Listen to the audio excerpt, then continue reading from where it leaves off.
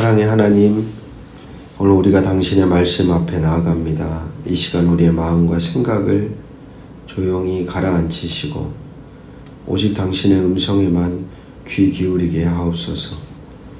말씀은 살아있고 우리의 영혼을 살리는 능력임을 믿습니다. 그러나 종종 우리는 말씀을 읽으며 뜻을 바르게 깨닫지 못하고 듣지 못할 때가 참 많았습니다. 우리의 닫힌 마음을 열어주시고 우리의 어두운 이해를 밝히셔서 당신의 진리를 온전히 깨닫게 하여 주옵소서. 주의 말씀이 우리의 삶을 변화시키는 생명의 씨앗이 되어 단순한 지식을 채우는 자리가 아닌 삶의 방향을 새롭게 하고 우리의 발걸음을 인도하는 인생의 등불이 되게 하여 주옵소서. 주 예수 그리스도 이름으로 간절히 기도합니다. 아멘. 오늘 우리에게 주시는 기록된 하나님 말씀은 말라기 2장입니다. 말라기 2장 1절에서 16절 말씀입니다. 말라기라는 이름의 의미는 나의 사자라는 뜻입니다. 나의 사자. 활동했던 시대는 대략 주전 5세기 중반 정도로 보고 있습니다.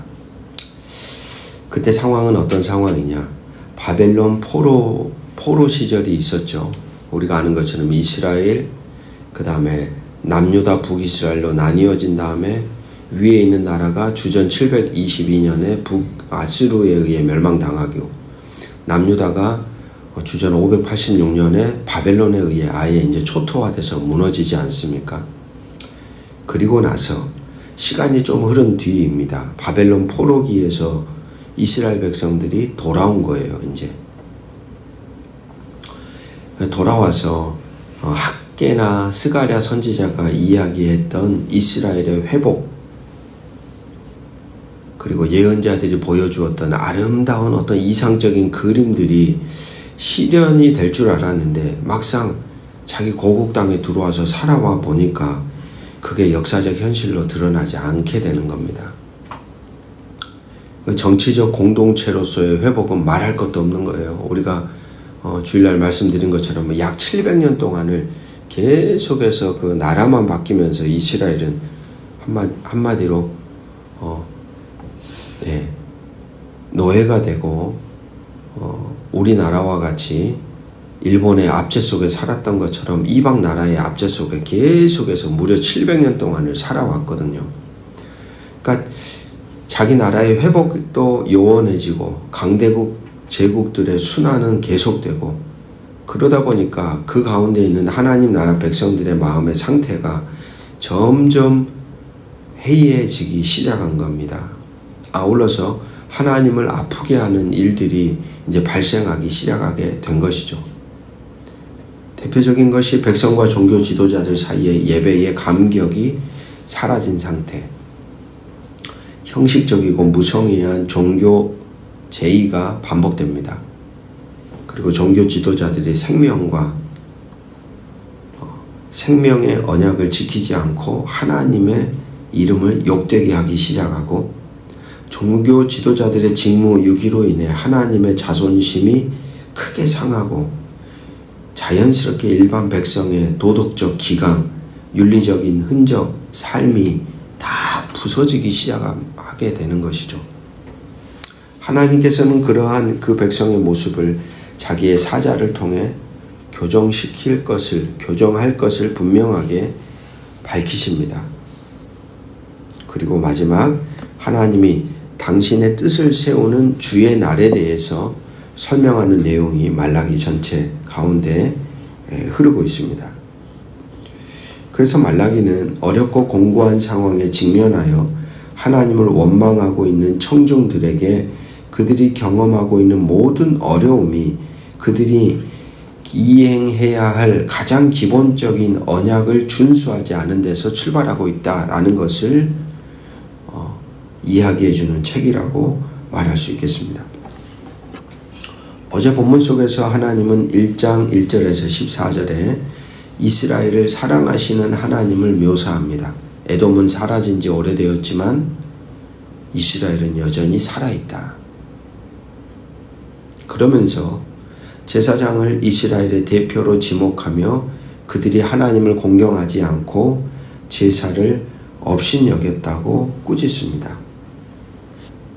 그들의 흔적을 보니까 제사장과 레위인들이 하나님의 백성 가운데서도 구별된 사람들로 제사를 드리는 일을 감당하는 자들이었는데, 그들이 행하는 일의 흔적을 6절, 7절, 8절, 10절에 보면 하나님에 대한 두려움이 없고 더러운 떡을 제단에 드리고 눈먼 희생제물 병든 것을 드리고 은혜는 구하는데 불쌍히 여겨달라고 하면서 하나님께 이와 같은 행동들을 한 것이죠.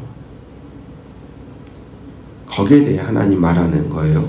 차라리 성전문을 닫아라. 차라리. 얼마나 하나님이 역겨웠으면 그렇게 드리는 제물을 하나님이 내가 받겠냐라고 반문하는 겁니다. 여러분, 오늘도 우리가 드리는 예배를 이런 모습으로도 우리가 생각해 볼 수 있겠죠. 당장에 하나님께 드리는 예배, 우리는 어떤 예배인가? 하나님이 예배 드리는 모든 사람들의 흔적을 보며 하나님에 대한 두려움도 없고, 그리고 더러운 떡을 드리고 마음과 뜻과 정성이 담겨진 어떤 예물도 아니고 몸도 마음도 전 존재가 부패한 상태로 하나님께 나와서 은혜는 구하는데 불쌍히 여겨달라고 하는데, 바로 그런 흔적을 볼 때 하나님도 역시 차라리 교회 문을 닫는 게 낫겠다라고 말씀하신다는 거예요. 오늘 본문은 계속해서 이스라엘 제사장들의 부패와 백성들의 죄악에 대해 지적합니다. 언약의 신실함을 요구하는 하나님의 말씀이 흐르고 있습니다. 특히 이 장은 신앙 지도자인 제사장들의 책임, 언약 공동체 안에서의 사람들, 백성들과의 관계에 대한 이야기를 하고 있습니다. 계속해서 종교 지도자들에 대한 말씀입니다. 1절에서 3절까지는 제사장에 대한 이야기인데요. 2절 말씀 같이 한번 읽어보겠습니다. 시작. 만군의 여호와가 이르노라. 너희가 만일 듣지 아니하며 마음에 두지 아니하여 내 이름을 영화롭게 하지 아니하면 내가 너희에게 저주를 내려 너희의 복을 저주하리라. 내가 이미 저주하였나니 이는 너희가 그것을 마음에 두지 아니하였느니라. 아멘. 당시 제사장들이 듣지 아니하고 마음에 두지도 아니하고 그렇게 하나님의 이름을 영화롭게도 하지 않았습니다. 오죽했으면 3절에서 하나님이 뭘 얘기합니까? 똥을 얘기하잖아요. 똥을. 오죽했으면 하나님이 저들의 절기의 희생 제물인 짐승의 똥을 저들의 얼굴에 바른다고까지 얘기한다는 거예요. 분명 하나님은 레위인들, 제사장들과 특별한 언약을 맺었습니다. 5절에 하나님을 경외하고 하나님을 두려워해야 합니다. 6절에 그들의 입에 진리의 법이 있어야 하고 그들의 입술에서 불의함이 없어야 하고 그들의 삶은 화평함과 정직함으로 하나님과 동행해야 하고 그렇게 함으로 사람들을 죄악에서 떠나게 해야 할 책임이 그들에게 있었습니다. 7절에 제사장들은 입술의 지식을 지켜야 했고 그들의 입에서 율법을 사람들에게 구해야 하기에 그들이 곧 여호와의 사자와 같은 존재들이었죠. 그러나 저들의 삶에 대해 8절 9절은 이야기하고 있습니다.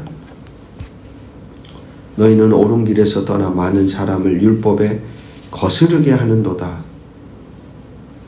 거스르게 하는도다. 9절에 너희가 내 길을 지키지 아니하고 율법을 행할 때 사람에게 치우치게 하였으므로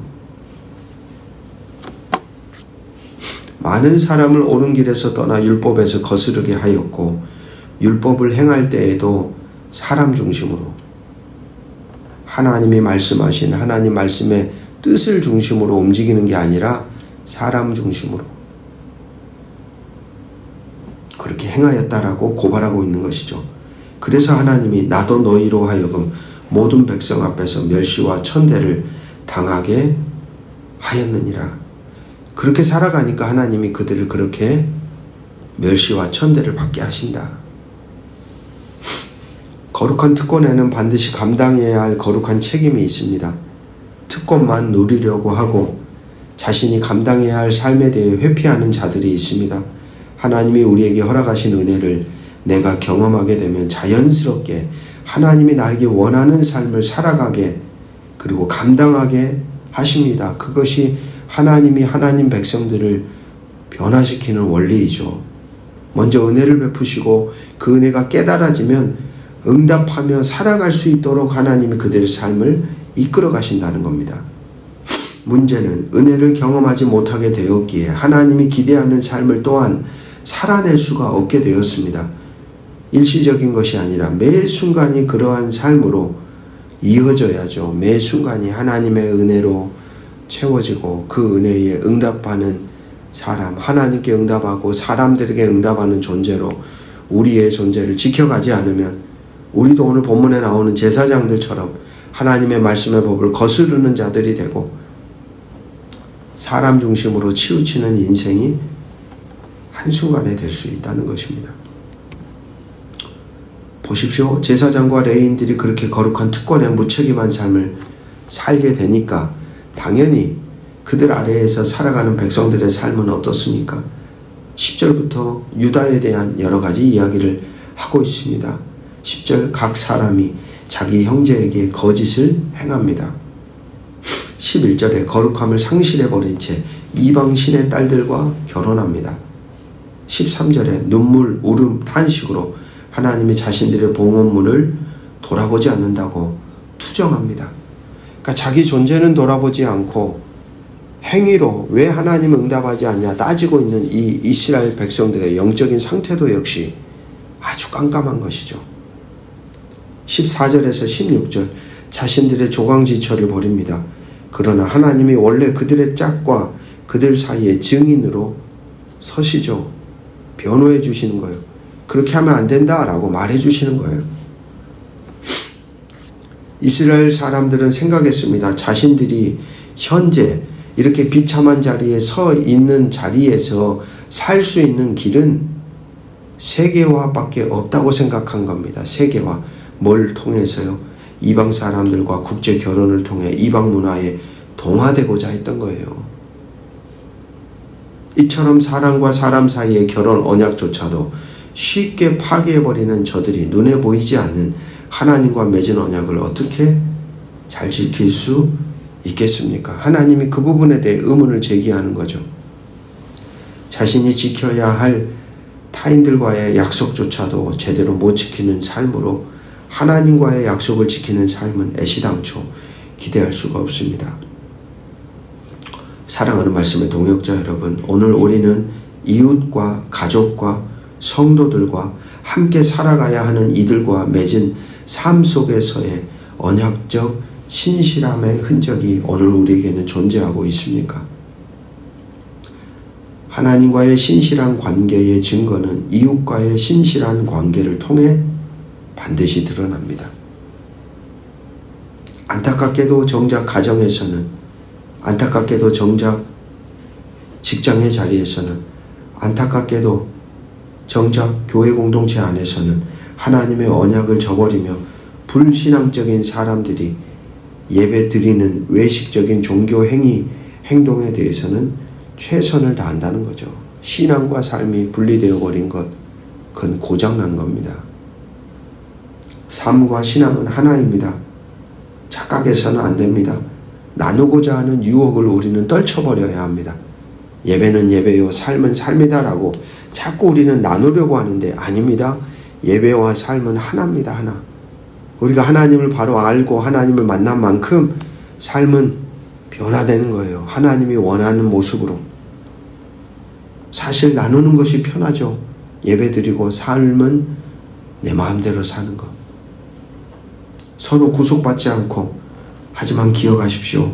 그것은 사실 우리의 존재가 죽은 것이죠. 죽은 것. 오늘 우리 모두가 그 사실을 기억하며 우리의 존재를 다해 우리에게 주어진 삶의 자리에서 신실하게 하나님께 그리고 사람들에게 바르게 응답하며 살아가기를 주의 이름으로 축복합니다. 기도하겠습니다. 오늘 우리의 부패한 마음과 무너진 언약의 자리를 말씀을 통해 다시 돌아보게 하시니 감사합니다. 제사장들과 백성들의 불신실함이 오늘 우리의 모습은 아닌지, 우리의 언약과 책임을 저버리고 겉으로만 경건한 척 했던 삶은 아니었는지 돌아보게 됩니다. 주님, 우리의 입술이 진리를 지키고 우리의 마음이 당신을 경외하며 우리의 삶이 신실한 언약의 증거가 되게 하여 주옵소서. 하나님과의 관계, 이웃과의 관계, 사람들과의 관계, 가정과 신앙의 공동체 안에서의 관계, 당신과 맺은 언약 바르게 신실하게 지키며 그들과 바른 관계를 맺어 살아가도록 주여 우리의 삶을 붙들어 주시옵소서. 눈물과 탄식으로 당신을 원망하기 전에 먼저 우리를 돌아보게 하시고 당신의 뜻에 온전히 순종하는 삶을 살아감으로 우리에게 주신 거룩한 특권을 잘 감당하는 책임 있는 자로 살아가도록 붙들어 주시기를 주 예수 그리스도의 이름으로 간절히 기도합니다.